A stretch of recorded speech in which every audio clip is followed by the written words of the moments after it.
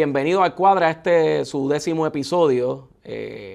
Agradecido de todos ustedes por el apoyo que le han dado a este proyecto. Y hoy quiero tocar el tema, yo creo que más importante que se ha desarrollado en las pasadas 2-3 semanas, que es el proceso presupuestario de los Estados Unidos y la repercusión del cierre del gobierno a nivel federal. Los americanos no comen cuentos. Si no hay un presupuesto aprobado, cerramos el gobierno y básicamente prendemos la casa en fuego por falta de consenso para tener un presupuesto aprobado, tanto por la Cámara como por el Senado federal. ¿Cuál fue la propuesta del presidente Trump?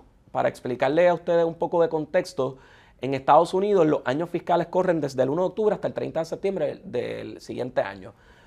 Funciona más o menos como en Puerto Rico, solo que en Puerto Rico el año fiscal comienza en julio y acaba en junio del siguiente año. El proceso presupuestario en los Estados Unidos inicia con la rama ejecutiva, el presidente de los Estados Unidos, presentando cuál es su propuesta de presupuesto. Y es que el presupuesto es esa conversación muy íntima y honesta que debe tener el gobernante, en este caso el presidente de los Estados Unidos, con las políticas públicas que quiere implementar. Porque una política pública sin recursos es un mero poema. No necesariamente tú puedes tener una política pública que tal vez sea buena en idea, pero si no tienes con qué financiarla, pues evidentemente pues no va a alcanzar los objetivos. Porque al final del día la economía afecta la forma y manera en cómo el gobierno hace gobierno.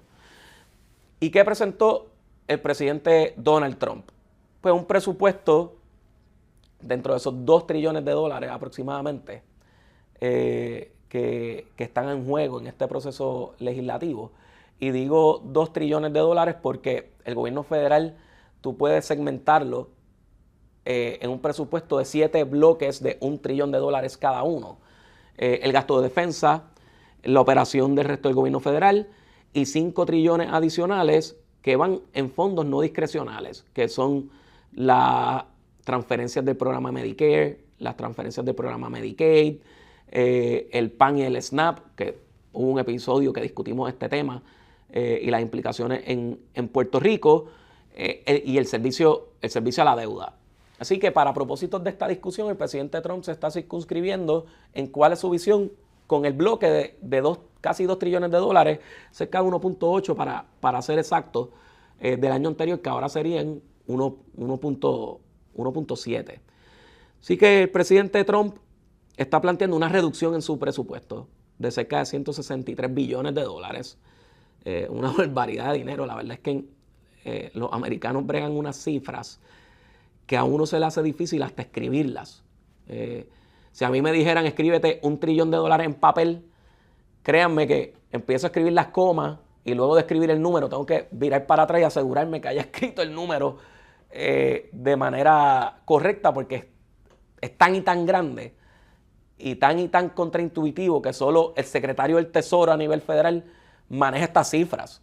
El resto de los contables en el mundo no estamos ni cerca de bregar tablas de Excel con estos números.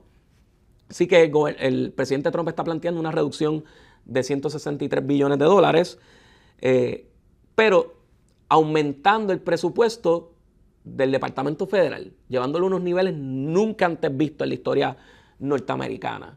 Y este aumento a nivel del Departamento de Defensa nos plantea el contexto histórico que estamos viviendo. Un gobierno federal que está dispuesto a reducir fondos a sus distintos programas de gobierno, dispuesto a votar empleados públicos a nivel federal, cosa que era impensable hace 2 décadas atrás, para subsidiar su Departamento de Defensa y su presupuesto para llevar guerra o para defenderse de potenciales guerras. Piensen en eso en estos momentos. Lo caliente que se está viviendo la geopolítica a nivel mundial, las fricciones que está teniendo el gobierno de los Estados Unidos con Venezuela, que básicamente han hecho un bloqueo marítimo con sus fuerzas armadas. La lamentable guerra de Ucrania y Rusia, que ha sido la guerra más sangrienta en la historia mundial desde la Segunda Guerra Mundial. Y los cientos de miles de vidas que se han perdido de nuestros hermanos en Ucrania y Rusia. La amenaza que presenta el crecimiento de China y la inversión que ellos están haciendo en sus fuerzas armadas, y los planteamientos de Donald Trump con la OTAN, donde básicamente ha dicho, o los otros miembros de la OTAN aumentan su gasto público de sus fuerzas armadas, o yo dejo de rendir, de ser un paraguas militar de estos países europeos que en muchas instancias hasta combustible le compran a Rusia, le compran el gas a Rusia. Dicen estar en un bloqueo básicamente económico a Rusia, pero le compran el gas a Rusia a unas cantidades significativas, subsidiando básicamente la guerra en contra de su aliado Ucrania en este proceso. Recuerdo el UPR cuando estaba en la Universidad de Puerto Rico que se nos hablaba de los avances que se estaban dando en Europa occidental. Y hablábamos de estos países que estaban socializando distintos tipos de programas sociales, como la salud, entre otros. Y muchos de estos profesores le tiraban la mala a Estados Unidos. Lo que no me decían esos profesores, que vine a aprender después, es que estos países europeos bajaban sus asignaciones a la defensa, a sus militares, para subsidiar estos programas sociales, porque dependían del paraguas de los Estados Unidos. Porque la OTAN plantea eso. Si ataca a un país de Europa que es mi aliado, es como si me atacara a mí, yo voy a intervenir. Así que Estados Unidos estaba a dos manos invirtiendo en sus fuerzas armadas en un ritmo mucho más acelerado que sus restos de los aliados, y los aliados pues le sobraban chavitos para repartírselos a su ciudadanía, y se viraban y se burlaban de Estados Unidos. Mira, tú no inviertes en este dinero en estos programas sociales, pues si te lo está subsidiando el tío Sam con las Fuerzas Armadas. Tú reduciendo, por dar un ejemplo, España no llega ni el 2% de su actividad económica se paga o se asigna a sus Fuerzas Armadas. Pues claro que va a tener dinero para subsidiar en otros programas. Yo hubiese deseado que eso en la OPR me lo hubiesen enseñado, para que ustedes vean que la teoría se matiza por las visiones políticas de quienes las enseñan, y en la práctica te enfrenta a otra cosa. Así las cosas, Trump plantea aumentar el gasto público a nivel del gobierno, el gasto público a su departamento de defensa, a su departamento de guerra, como quiso llamarle. Este presidente quiso cambiarle el nombre del departamento de defensa a departamento de la guerra. Eso le está diciendo el tono y las temperaturas que está cogiendo todo esto en el mundo, a costillas de reducir en una cuarta parte el resto de estos programas discrecionales. Y una cuarta parte un montón. Siempre le he dicho a mis clientes, y lo decía también en el gobierno, cuando tú ves que una partida de presupuesto se desvió en más de 5%, que los recaudos aumentaron en más de 5%, o se disminuyeron en más de 5% en comparación con el año anterior, hubo un cambio de conducta. Algo ocurrió en ese periodo que te está llevando a aumentar por encima del 5%. Y en este caso, pues vamos a ver una reducción de 23%, eso es casi una cuarta parte. Dígale a su familia que usted va a reducir el presupuesto familiar en una cuarta parte, a ver si no va a trastocar su manera de cómo correr el hogar. Pues eso es lo que está planteando el presidente Trump. ¿Qué ha traído esto? Pues evidentemente un choque con los demócratas. Un choque de visión. Los demócratas les preocupa que estos recortes afecten unos programas de beneficencia social que vamos a discutir un poco más a fondo en el segundo segmento. Y te debes estar preguntando, bueno, Paco, en Puerto Rico, si el PNP está de acuerdo en algo, pues se pasa en Cámara y Senado sin más, porque son mayoría, y el Partido Republicano es mayoría tanto en Cámara y en Senado. ¿Por qué razón hay un cierre de gobierno? porque no se llegue a un acuerdo si los republicanos están alineados y son mayoría tanto en Cámara como en Senado. Y eso es una buena pregunta y es algo que distingue el proceso legislativo de los Estados Unidos al de Puerto Rico. En Estados Unidos las medidas, por regla general, tienen que tener mayoría simple en la Cámara, pero en el Senado tienes que contar con 60 votos. Básicamente, el 60% de los senadores deben estar en acuerdo. Y a pesar de que los republicanos tienen mayoría en el Senado, ciertamente no tienen 60 votos, tienen unos 52, 53 votos aproximadamente. Así que los demócratas tienen que prestarle votos para refrendar este presupuesto y evitar el cierre de gobierno.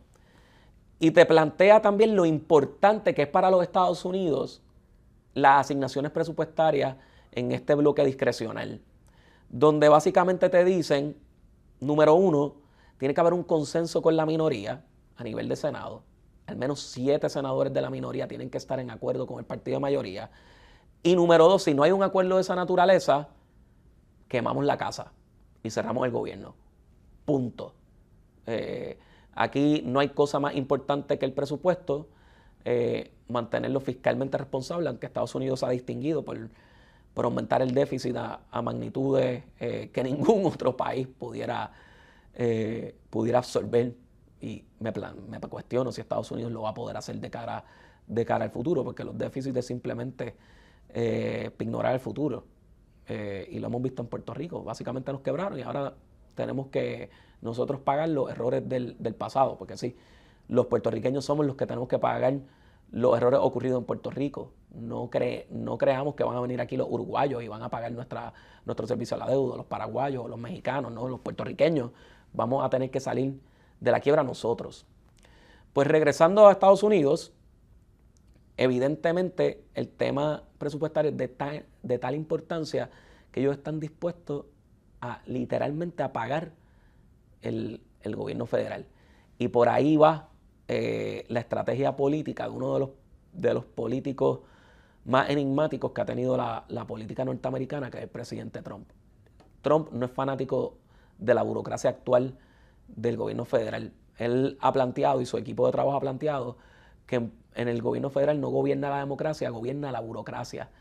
Y él está forzando estos cortes presupuestarios para provocar este cierre y replantearse la contratación de todo este cuerpo burocrático a nivel federal que de alguna manera u otra, a su juicio, le impide implementar su política pública. Y verdaderamente una estrategia tan arriesgada que las implicaciones económicas se pueden medir. El pasado cierre que ocurrió en el 2019, de hecho, con Donald Trump de presidente, costó a la economía norteamericana cerca de 11 billones de dólares. 3 de ellos, un costo permanente a la economía, y el presidente Trump está dispuesto a provocarle ese daño a la economía de los Estados Unidos y adjudicarle responsabilidad al Partido Demócrata por no llegar a un consenso de implementar recortes en programas que los demócratas entienden que son esenciales para la calidad de vida de los norteamericanos en los Estados Unidos. Vamos a una pausa para discutir luego de este break las implicaciones, cuál ha sido esa ficha de tranque que impide que le presten estos 7 votos que necesita el presidente Trump y que han provocado este caos a nivel federal. Venimos en breve.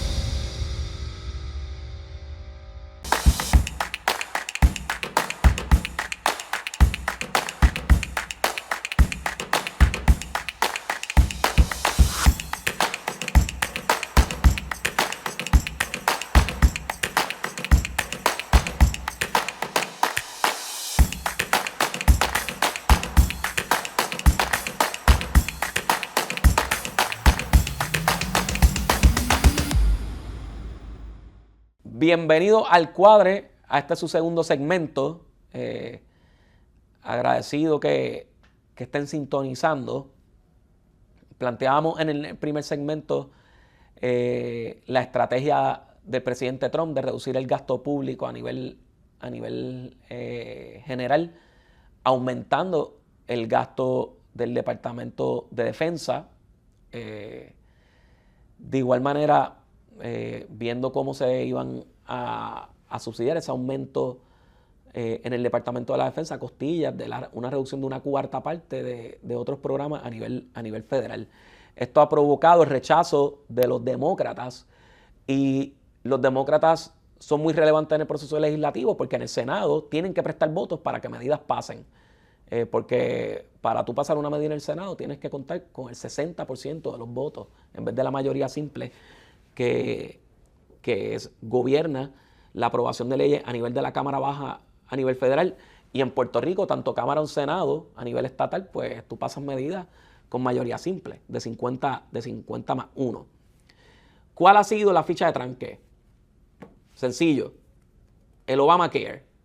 El Obamacare se introdujo hace un poco más de una década atrás, y básicamente aumentaba la cobertura de los servicios médicos que estaba dispuesto a subsidiar el Estado a través de sus distintos programas que inciden en el Departamento de Salud de los Estados Unidos. Estos aumentos, pues de alguna manera u otra, los republicanos no han sido muy fanáticos. Lo han mantenido de alguna manera u otra, le han hecho ciertas modificaciones, y siempre ha planteado como un debate contencioso entre los republicanos y demócratas en el proceso legislativo. La medida que ha sido la desfase y el impedimento a que se pueda llegar a un consenso, y por el cual hoy hay miles de familias que se han visto afectadas por el cierre del gobierno y los despidos que se han estado dando masivamente a nivel federal.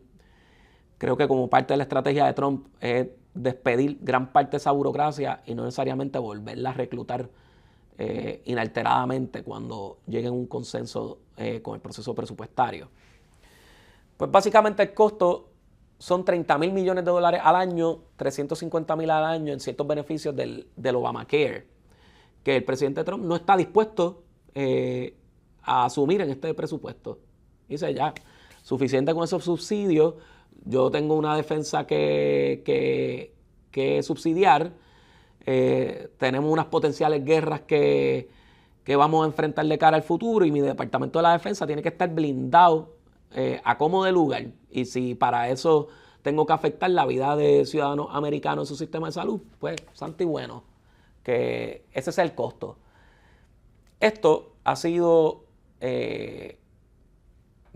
inaceptable para estos demócratas, y son unas cifras que tal vez a nivel federal pues no son tan significativas, porque siguen siendo $30,000 millones en 7 trillones de presupuesto.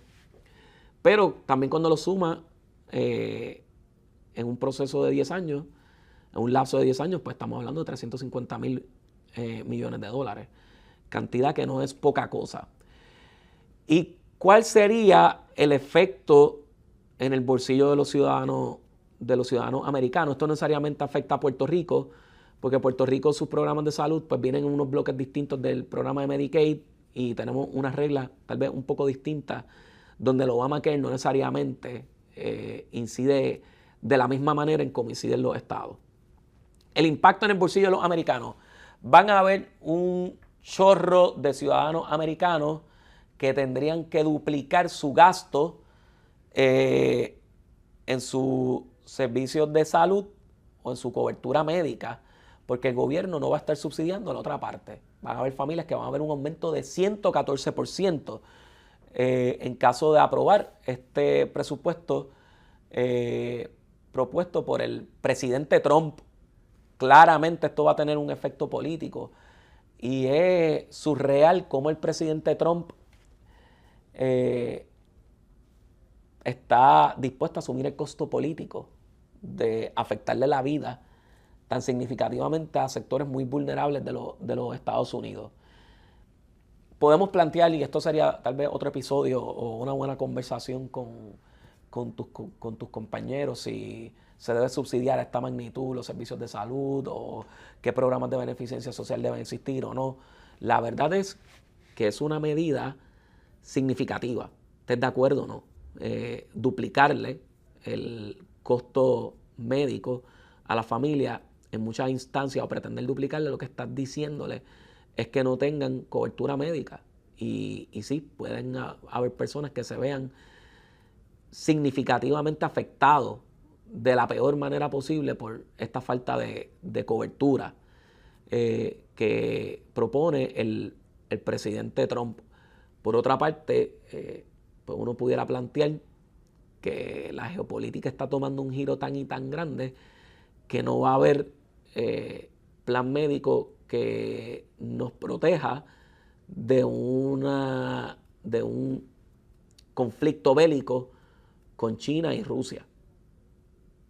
No podemos coger nuestra tarjeta de salud y protegernos del bombardeo que pueda haber en el acontecer geopolítico. Así que puedo entender reparo de ambos lados. Lo que sí es un hecho es que miles de ciudadanos americanos hoy no tienen empleo como consecuencia de este destranque. Y esto tiene unas repercusiones que ya discutimos. Cerca de 9,000 millones de dólares se afectó la economía de los norteamericanos en el pasado cierre de gobierno ocurrido en el 2019. Así que esto luce que puede durar bastante y que el presidente Trump ha mostrado que está dispuesto a asumir las consecuencias políticas de esto o su estrategia política. Porque por otra parte vamos a ver un presidente Trump que va a culpar a los demócratas de las repercusiones económicas de estos despidos masivos que se están dando a nivel federal. Mirando esto, ¿cómo afecta a Puerto Rico? Pues, para dejarle claro, tu chequecito del Seguro Social debe estar llegando igual, tu chequecito o tu tarjeta del PAN debe estar, se debe ver inalterada por este debate y estas controversias que se están dando. No obstante, a mí me ha puesto a reflexionar. Es increíble cómo en Estados Unidos tiene la economía más grande, una superpotencia mundial,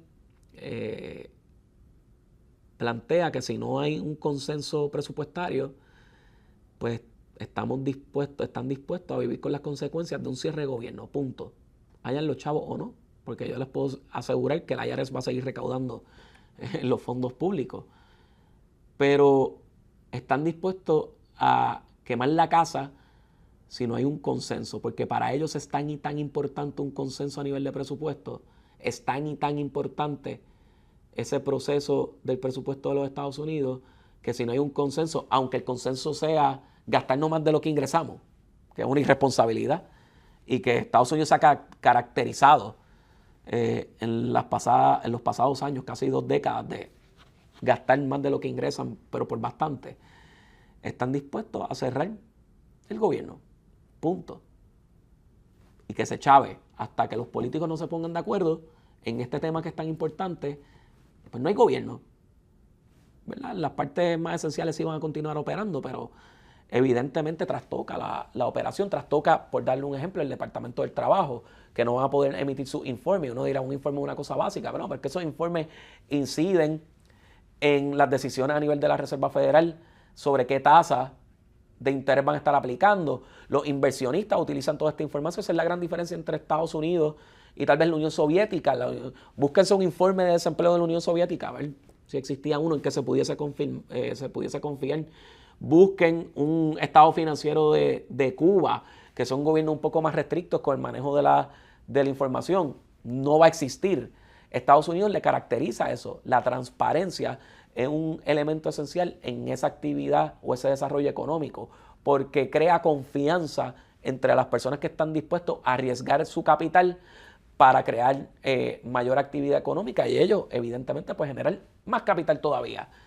Y les deja saber lo inimaginable que va a ser el efecto de un cierre prolongado del gobierno federal. Así que estamos viviendo una coyuntura y me plantea por qué en Puerto Rico no es igual. Incluso antes de promesa, la Constitución de Puerto Rico establecía que si no había un consenso entre Cámara, Senado y Ejecutivo, gobernador de Puerto Rico, pues se le daba continuidad al presupuesto del año anterior, sin más. Dale por ahí para adelante. Porque lo importante es que haya continuidad del gobierno, aunque no haya un consenso en su presupuesto. Y planteo que no necesariamente eso es bueno, porque crea de alguna manera laxitud en el proceso presupuestario. Tan así que fuimos la quiebra más grande en mercados municipales en la historia de los Estados Unidos. Puerto Rico sí enfrentó un cierre de gobierno que yo creo que fue más una estrategia política que insuficiencia de leyes para poder seguir operando el gobierno. Este fue el cierre en el 2006. Hay un informe del Contralor que habla un poco de este cierre de gobierno y me cuestiono lo siguiente. En ese informe, para que ustedes vean cómo estábamos por el left field, en ese informe la oficina del Contralor, que distingo que es bueno que se metan en esos temas, y también es bueno que las personas tengamos una diferencia de criterio con el Contralor o con los informes que emite la oficina. En este informe planteaba que era responsabilidad de la Oficina de Gerencia y Presupuestos que no monitorearon bien el gasto público y que eso puso en precario 95,000 empleados públicos que se habían afectado por el cierre de gobierno. Mire, mi hermano, realmente eso es tan contraintuitivo, porque si la Oficina de Gerencia y Presupuesto hubiese hecho su ejercicio de verdad de control de gastos, muchos de esos 95,000 empleados se hubiesen visto afectados. Puerto Rico fue la quiebra más grande en la historia de mercados municipales, en gran medida por el reclutamiento desmedido, donde los cuerpos políticos o los miembros de los cuerpos políticos permitieron y fomentaron el reclutamiento desmedido de empleados públicos en el gobierno de Puerto Rico, quebrando la operación del Estado y quebrando los sistemas de pensiones, pues esos empleados eventualmente se retiraron. Evidentemente, el Contralor de Puerto Rico en este caso se quedó a mitad en sus señalamientos, porque por una parte parecía que le importaba estos 95,000 empleados públicos, pero por otra parte, si la Oficina de Gerencia y Presupuesto hubiese hecho lo que el Contralor determinó que tenía que hacer, adivinen a quién hubiese afectado. A esos mismos 95,000 empleados públicos. Y qué pena que el informe del Contralor no planteó eso. Por eso puedo regresar al episodio anterior, al tema del episodio anterior, de lo importante que es que la Oficina del Contralor de Puerto Rico se meta y opine de manera abarcadora sobre el manejo del proceso presupuestario de Puerto Rico y la deuda pública y los déficits operacionales y los superávit. Sería bueno que el Contralor funcionara de un contrapeso un poco más sofisticado que lo que vimos en el 2007 por un cierre del gobierno estatal, en el 2006, que fue una pantomima política, que un verdadero debate sobre el proceso presupuestario de Puerto Rico. Si te gustó este episodio, dale a la campanita, oprime el like, suscríbete a nuestro canal y nos vemos en la próxima. Señores, Jugando Pelota Dura se fortalece en el mundo digital. Y ahora que transmitimos solo por YouTube, miles y miles de personas se unen de lunes a viernes para ver nuestro contenido. Este canal está lleno de contenido de valor para que juntos nos eduquemos, informemos y entretengamos. Suscríbete al canal, activa la campana y únete a las miles de personas diarias que nos sintonizan por YouTube.